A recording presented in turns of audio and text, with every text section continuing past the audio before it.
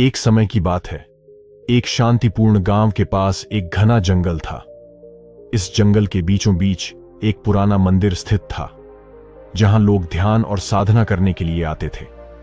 इस मंदिर की दीवारों पर बुद्ध के उपदेशों से जुड़ी कथाएं चित्रित थीं, जिनमें जीवन के गहरे रहस्यों का वर्णन था।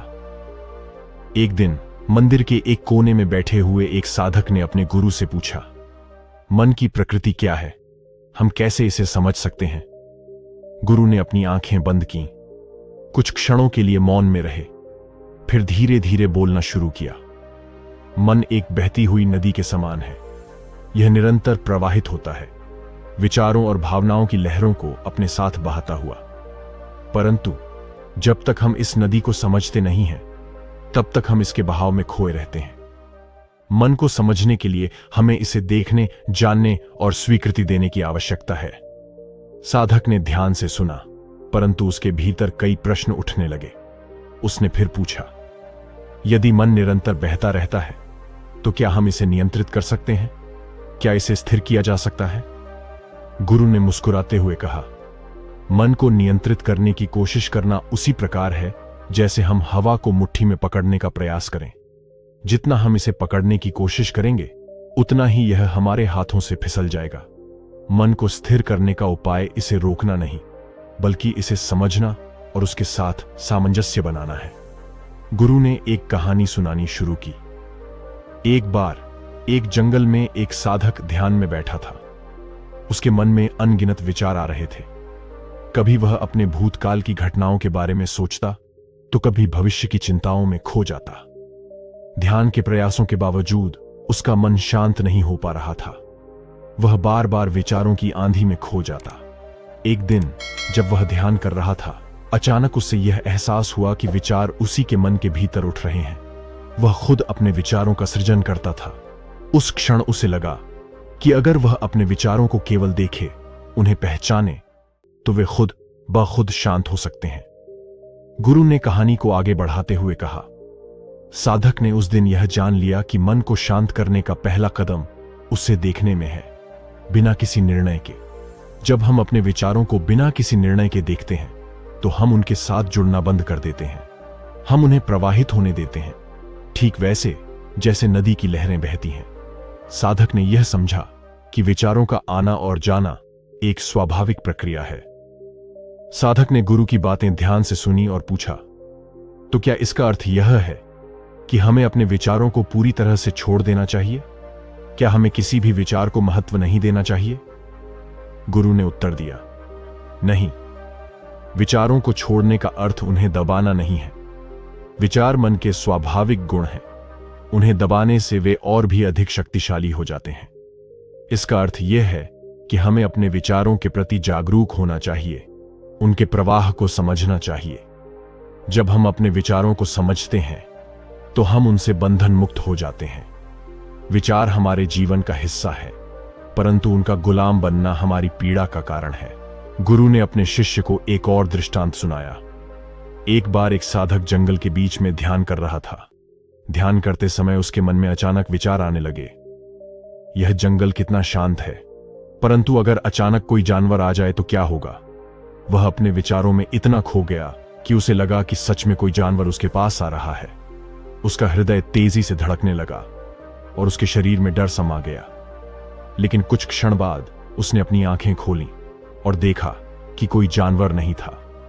उसे एहसास हुआ कि यह सब उसके मन का खेल था। जो कुछ भी उसने अनुभव किया था, वह केवल उसके मन की उपज थी। गुरु ने इस दृष्टांत से यह समझाने का प्रयास किया कि मन बहुत शक्तिशाली है। यह हमें वास्तविकता से दूर ले जा सकता है, या हमें वास्तविकता को सही रूप में देखने में सहायता कर सकता है। मन को समझना और उसकी चालों को पहचानना ही सच्ची समझ है। जब हम मन के खेलों को पहचानने लगते हैं, तो हम उसके द्वारा उत्पन्न किए गए भ्रमों से मुक्त हो जाते हैं। साधक ने धीरे धीरे इस शिक्षा को आत्मसात किया। उसने देखा कि जब वह ध्यान में बैठता है, तो उसके मन में कई प्रकार के विचार आते हैं। कभी वे विचार बहुत शक्तिशाली होते हैं, तो कभी वे हल्के और अस्पष्ट होते हैं। परंतु अब वह अपने विचारों को केवल देखता था, उनसे जुड़ने या उन्हें दूर करने का प्रयास नहीं करता था। उसने देखा कि जैसे ही वह अपने विचारों को देखने लगा, वे अपने आप शांत होने लगे। मन की गति कम होने लगी और धीरे धीरे वह अधिक शांति और संतुलन का अनुभव करने लगा। एक दिन जब साधक ध्यान में गहरे डूबा हुआ था, उसने यह अनुभव किया कि विचार भी जीवन की ही तरह अस्थिर और क्षणभंगुर होते हैं। विचार आते हैं, कुछ समय के लिए ठहरते हैं और फिर चले जाते हैं। जब तक हम उनसे जुड़ते हैं वे हमें पीड़ा देते हैं, लेकिन जब हम उन्हें बस देखते हैं तो वे हमें छूकर भी नहीं जा पाते। गुरु ने यह समझाते हुए कहा, मन की शांति पाने का सबसे सरल मार्ग है उसके स्वभाव को पहचानना। जब तुम जान जाओगे कि मन अस्थिर है और इसके विचार क्षणभंगुर हैं, तो तुम उनसे मुक्त हो जाओगे। यही सच्ची स्वतंत्रता है। साधक ने इस ज्ञान को गहराई से समझ लिया। उसने देखा कि उसके मन की शक्ति अद्वितीय है, लेकिन यह शक्ति उसके विचारों को समझने और उन्हें देखने में ही निहित है। जब तक हम अपने विचारों के गुलाम बने रहते हैं, तब तक हम पीड़ा में होते हैं, लेकिन जब हम उन्हें बस प्रवाहित होते देखते हैं, तो हम सच्ची शांति और मुक्ति का अनुभव करते हैं। समय बीतता गया और साधक ने ध्यान में और गहराई प्राप्त की। अब उसके लिए मन की शांति केवल एक आदर्श नहीं रह गई थी, बल्कि उसका जीवन ही बन गई थी। उसने यह अनुभव किया कि मन की अस्थिरता भी जीवन का एक हिस्सा है, लेकिन जब हम इसे समझ जाते हैं तो हम इससे परे जा सकते हैं। उसने महसूस किया कि सच्ची शांति भीतर की जागरूकता में है, न कि बाहरी दुनिया में। गुरु ने अंत में कहा, मन को समझने के लिए धैर्य और अनुशासन की आवश्यकता है।